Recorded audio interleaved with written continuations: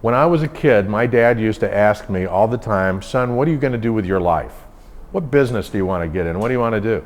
And I felt terrible pressure because I never knew the answer. I just wanted to ride my bike around Adel, have some fun, you know? And he'd keep asking me. And then I realized that I was listening to the radio quite a bit and that I really enjoyed listening to certain personalities. And I would listen to it in the morning and I would come home in the afternoon and I'd turn it right back on again. And finally it dawned on me, you know, apparently these people get paid for doing this. So I thought, I think I would like to do that. So I'll never forget, I went to my dad and I said, Dad, I think I have an answer to your question. And the answer is, I'd like to be on the radio. And he laughed and he said, you'll get over that.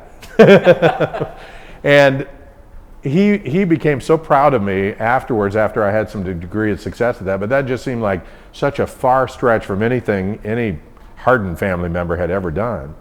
And so I sent out letters to people I listened to on the radio. I sent 10 letters, and the letter said, I listen to you on the radio every day. I think I want to do what you do. What advice do you have for me? It was that simple.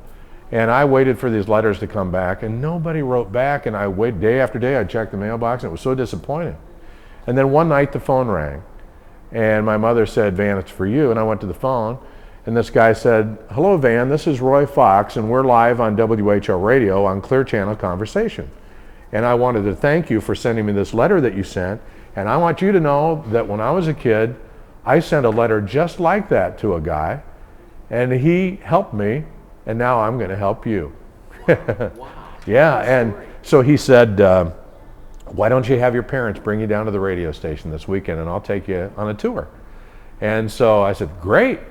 So my parents took me to the station, and he took all of us on a tour. He spent like 2 hours with us. And I just remember leaving the studio in which he broadcast, and I vividly remember looking back at his chair and saying, I have got to sit in that chair someday.